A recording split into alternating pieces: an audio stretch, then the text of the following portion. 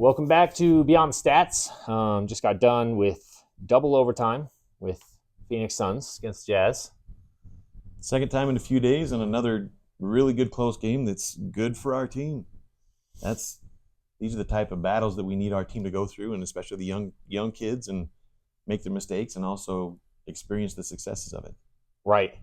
No, and freaking Markkanen put up huge numbers tonight. Look, he came out and was moving very well. Ended up with 38 and 17. Struggled a little bit from three, but did great inside and showed some real toughness. You know, they put Booker on him, and in the times in the past, he really hasn't been able to punish someone in the post when he's been in those situations, and he did some things that were very good. So ended up shooting a good percentage overall, a little bit lower from three. I think he was 2 of 10 from three. He was something. I know he was 1 of 6 at one point. Yeah. So still overall very efficient numbers, and that's what Markkanen's known for, right? Is even when it looks like he's not hitting a lot of shots overall, you look back at the box score afterwards, and his numbers are decent. Yeah. Field goal percentage is good. Very strong. He's definitely upped his game this year on rebounding. That's a definite improvement from last year. Like to see his toughness in the post as well. So there are some parts of his game that are evolving, and that's always fun to watch. He had what, 17 rebounds? 18 rebounds? 17. I think it was 38 and 17. That's fantastic. And we out-rebounded him by 15. Yeah, without playing a center. Without playing a center. And you can see that John Collins at times is a little bit undersized to play the 5 when he's down there in the post and get pushed around by Nurkic or sometimes even Eubanks for a lot of the good things that John Collins does, but still out-rebounded him by 15. Yeah, and I don't know. Super exciting game. Good experience. Keontae had his worst game turnover-wise. Still had 11 assists. Right. 11 assists, 5 turnovers. And so we knew these would happen. And still, if this is the floor with him, if this is the bad game, over a 2-to-1 assist to turnover ratio, Mom, I'm down with that. Yeah. And he was willing to make big-time passes and go at the hoop and make the big plays and wanted that heat at the end of the game too. That's special. You like that? Yeah. His growth has been freaking awesome. 5 games in still? Is that all? Yeah. Am I missing one? Yep. This was his 5th game. Because Clarkson had been on a 25-plus point streak with Keontae as the starter. That's right. Speaking of Clarkson. Let me look this up. I thought I was going to remember what it was. This was, once again, the efficiency. There's some comments and stuff like that on why, we'd want to bench Clarkson and stuff like that. And this is why, right? This is kind of what I expected. Is his efficiency was just not, it was not sustainable for who he is. It's not. Mm-hmm. And here's the problem is we left him out there. And so he proceeded to just take awful freaking shot after awful shot down the stretch. He took 3 or 4 possessions in a row, just absolute garbage. And still ended up taking 23 shots. So this is a situation where, he's been on a streak of high efficiency, which he can do at times, which is great. I mean, there are times that he looks like a 1% scorer in the NBA, which is special and does things that are incredible. When he has his down games, it needs to be shut down because he's consistently a defensive liability. And then when the shot and stuff isn't there, it's we're much better off going with some other players and stuff. So that's why I think that needs to be regulated. We agree on that part. And it was like he took like a falling away kind of fading 3-pointer. He took 2 or 3 in a row, just triple teamed kind of mid-range, throw it at the rim, hope for something to happen. And it's just down the stretch when we're making actually a few defense stops in a row, that's the shot we end up with over and over again. There was one time we had a transition moment where we were 4-on-2 and we end up getting nothing out of the possession because he stops and shoots a 3. There's some things there that when it goes, it's great, right? But most of the time, that's not a smart decision. That's a decision that doesn't fly at any level, high school, college, or pro. Yeah. So nights like tonight is when it needs to kind of be regulated and pulled back and not play as many minutes. And then the other nights, like we had a few nights ago, absolutely play him down the stretch until the end, and he's doing incredible things. And And as a coach, I think that's something that needs to really happen. Whereas Ochai Agbaji, who had another great defensive game, he went for the entire game 1 for 1. He got one shot, one bucket. And he's up over 38% now in the season for threes. He's back to where we knew he would be. By the end as of the season, he's getting consistent minutes. By the end of the season, he'll be over 40. It's a given, right? So those are the kind of rotational issues that we think need to be addressed. I do. But overall, like to see him still riding Keontae George, because Taylor Horton-Tucker came in, and I think he was 9 of 18. Yeah. Had a lot of strong takes towards the bucket, right? And this is a game, too, where his minutes are definitely justified in those backup minutes, where how he was shooting. Some of the outside shots were a little bit crazy. Well, but I love that we still played Keontae George down through the end of the stretch. Yeah, and that's the thing is this was one of those games of like the high highs and the low lows of Talon Horton-Tucker, right? Like he came out and like boom, boom, boom, hit a couple shots, hit a couple drives, made a couple passes and stuff like that. And then he stayed on the court. And then he started just taking fall away threes and triple team drive to the hole, not ever going to pick his head up, throw it at the backboard shots. And he was legitimately like 8 for 11. And then all of a sudden was 8 for 16, 9 for 18. Missed a long chunk, and he had an extended run. And then he had some buckets kind of more towards the end when he was going towards the hole. I thought his drives towards the bucket were strong. There was a stretch there that there were quite a few missed in a row. And then we bring in Colin Sexton right at the end, rotating offense for defense. This is something we were talking about during the game. So they were rotating Sexton coming in on offense and Ochai switching out with him defense, right? Sexton ends up making the hustle play rebound bucket at the buzzer, end of the first overtime. He's a bulldog, man. Yeah, and that's credit to him, right? Because I was pissed. We took Agbaji out because he's the better shooter, right? We don't need another ball handler. He was the better shooter. So I was pissed we took him out. Sexton made the play. Got to tip your hat. Yeah. In his mind, he's not 6'1". I will swallow my statement on that. You know what? Hey. Yeah.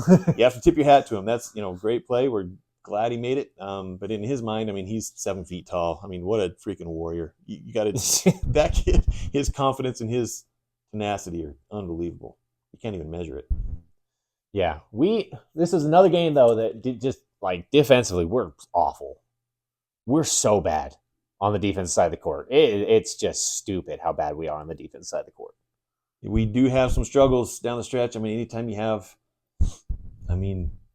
Keontae and Jordan Clarkson on the floor at the same time with kind of these outside shooters, it's talent-wise, defensively, we're struggling there. That's part of it.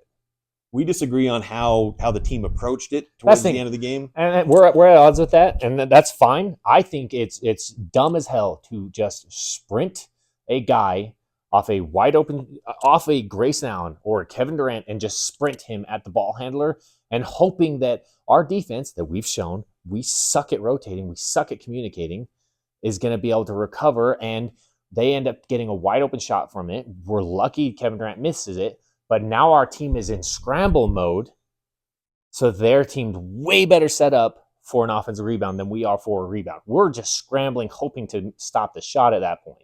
You're talking about the very last possession of theirs that bounced out and they got the offensive rebound on.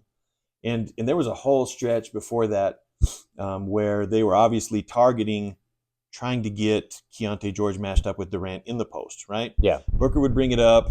Keontae George was on him. They'd screen so that they got the matchup that they wanted. And this is great because that's playoff basketball. This is what happens when it gets real, right? I'm a little frustrated how easily we allow those switches to happen. That's the thing. It's not a screen, right? So I think you said screen. It's a hey, come guard me. I know they kind of walk by. We're like, oh, okay, we'll switch. And it's just like. So I think there are many things before we get to the point where we try and blitz. I think that's one of the strategies that teams use now.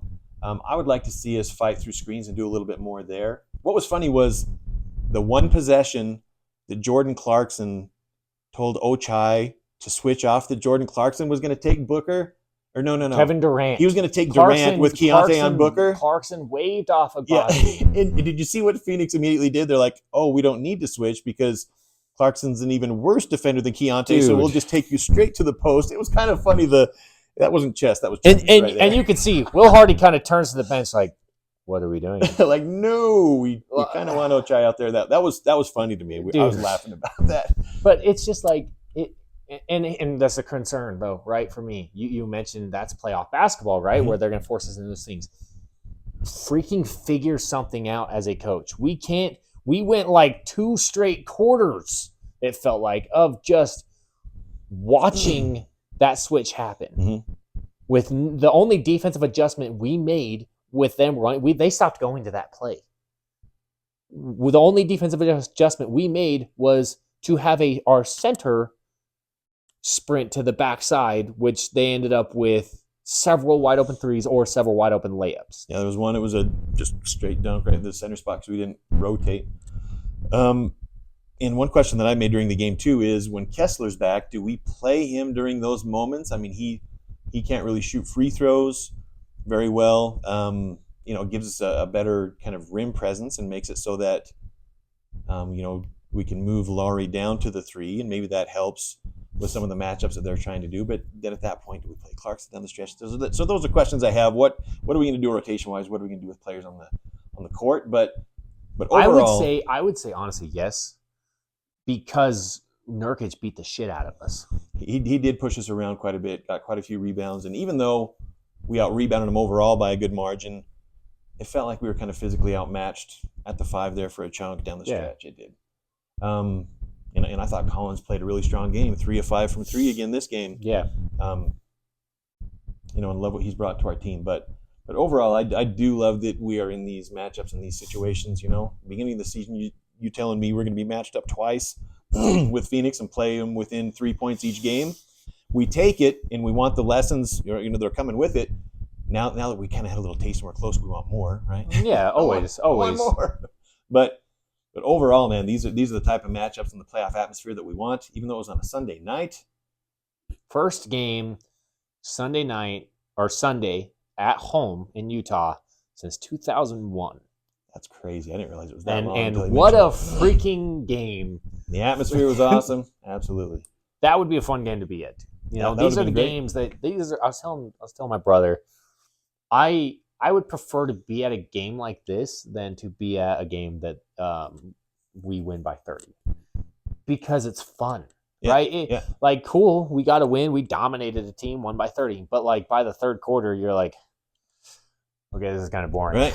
And you're there tonight. You got to see Markkanen go off for 38, Durant go off for 39.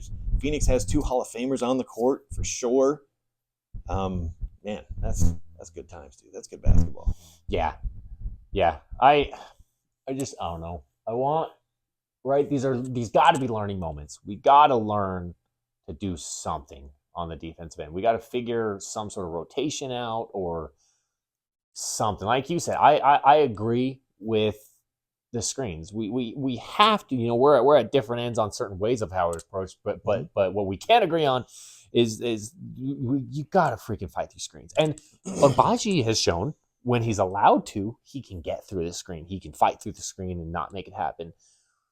When it's being coached and told to just switch it's so easy. It is so easy to get us into a bad position on defense. Way too easy. We almost we give it to them when they ask, "Hey, do you mind if we?" Oh yeah. And the thing is it took us to hold an awful injury-riddled Portland Trailblazers team to hold them at 99. First game ever under 100 points in the Will Hardy era. I get we're playing the Suns. I get they have incredible offensive power. That is embarrassing to me. As a coach, that's embarrassing that you have coached like 90-something games and you've held one team under 100 points. Yeah. And I think we're going in tonight. I think we're ranked 26th overall on defense. So we've definitely got some work to do there. Doesn't help that we're running 16 guards and like 2 of them are good defenders. Yeah, it's interesting. You have to look at is the value of that outweighing kind of the negatives of it, every one of our wins. I mean, we did have a win over the Clippers, but Clippers are, I think, just one slot ahead of us right now. I think They just won their first game. Did they win? With James Harden as a Clipper. Other than that, every one of our wins has been against Portland or Memphis, right? Yep. So we've got a long ways to go. There were some parts of tonight that were exciting. I think that everyone watching has to admit that when Ochai, who was matched up a good chunk of the time on Durant and a good chunk of the time on Booker. Now Durant, there were times that he just flat out shot over him because he's a mile long. He's a 7-footer, lanky, one of the crazy best scorers to ever touch basketball. So for Ochai, who's an incredible defender, he's 6'5". That's a huge mismatch, right? But He does as much as he can. Now matched up against Booker, who I think one day is a Hall of Famer, you can't say that he didn't make Booker's life hell every time that he had the ball to try and score.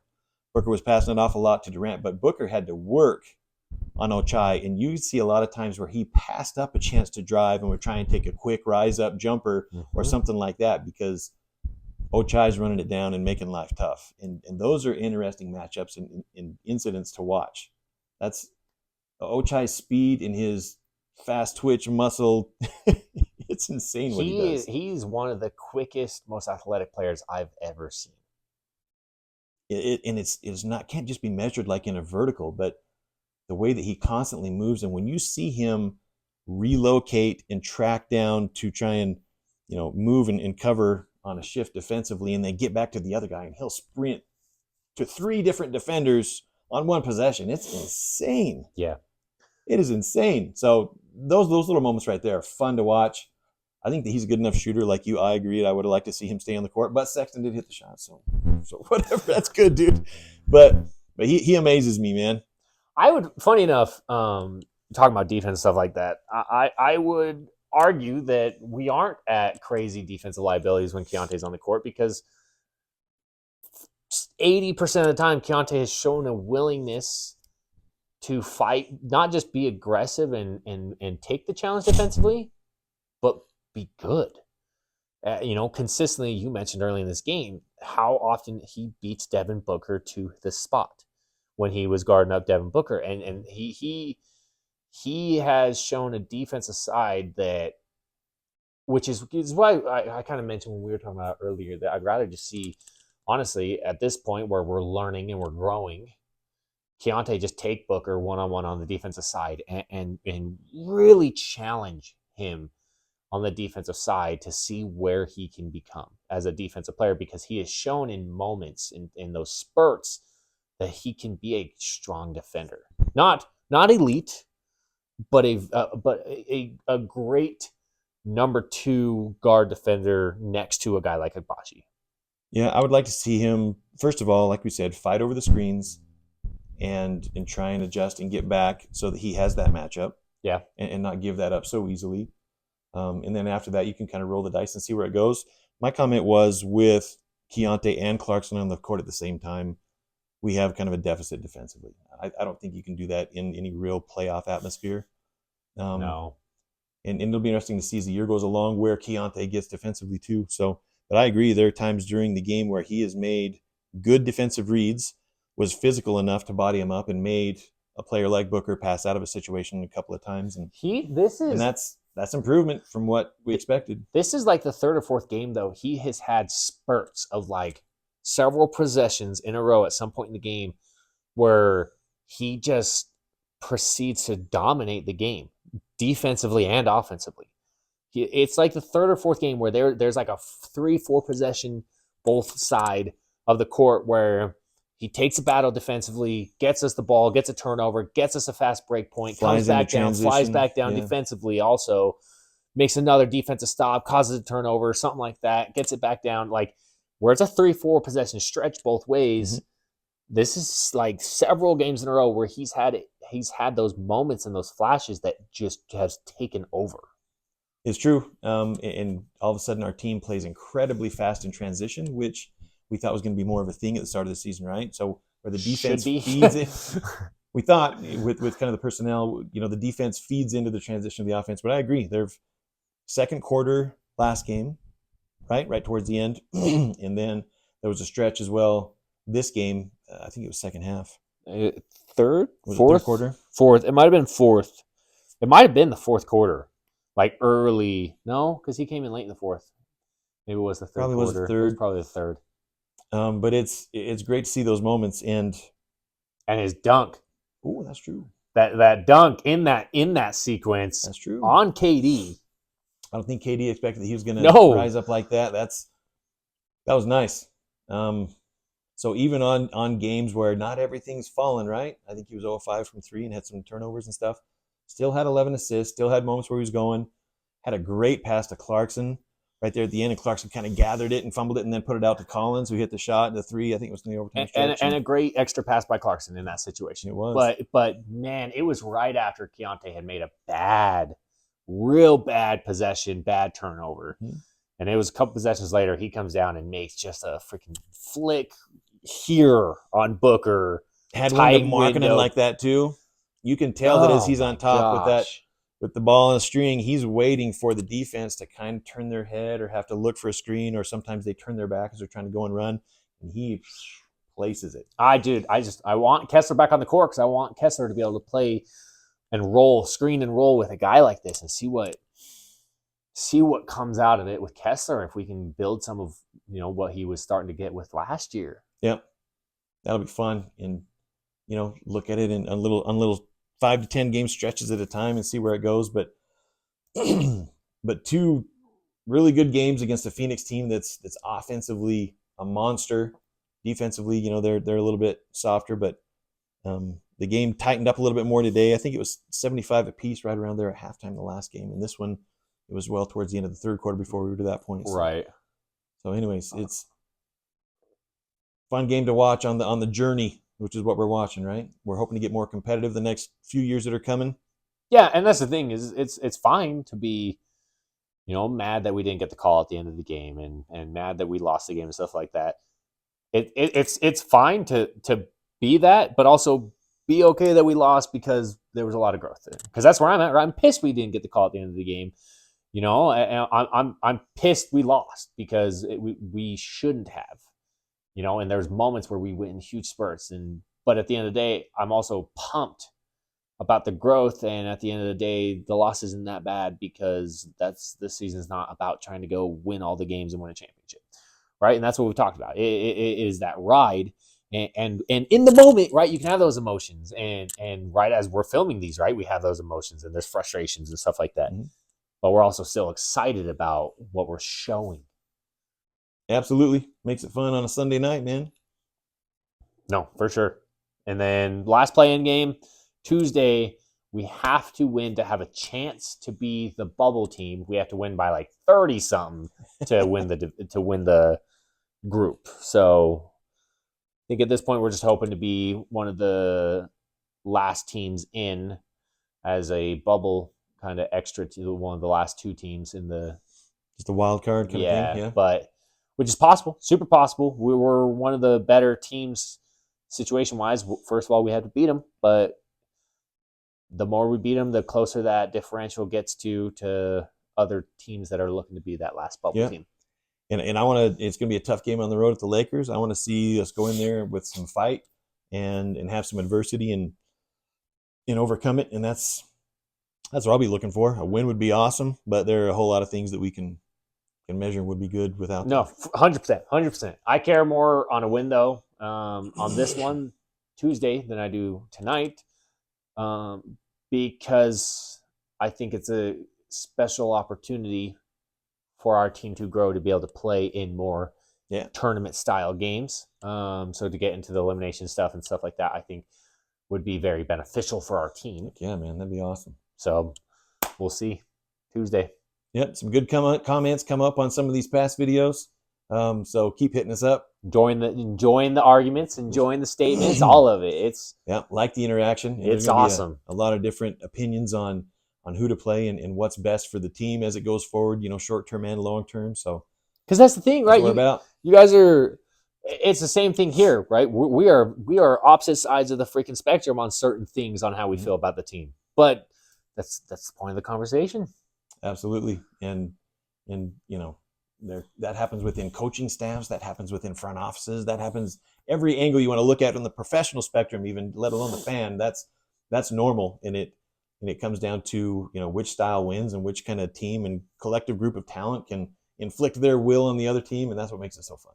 Yeah, and the thing is, another part that's awesome about it is it's the more you care, right? The more you give a damn about a team being successful and really wanting to root and enjoy it and love it and stuff like that, the more that passion's there and the more those arguments are heated and stuff like that, which is awesome. Indeed. And like we've said before, we've got some tough trades, some tough things coming up in our future if we want to get good, if we want to get to that point. There's something I looked up. It was interesting. So a few years ago, Denver Nuggets, the reigning champion in the NBA, they had a player, Jeremy Grant, who played quite well for him, and they were trying to re-sign him. He left, took off, and went to sign with the Detroit Pistons. I think they got a pretty big contract. Yep. And Denver was pretty hurt about it. And that year, what they did was they ended up trading their 2-guard, Gary Harris, who was beloved. Loved there. He was loved in Denver, and it was a tough decision. He was producing, and they ended up trading him and R.J. Hampton, I think, protected first for Aaron Gordon to Orlando. Aaron Gordon came in, who was, I think he was a top 5 pick. He was the 5th pick.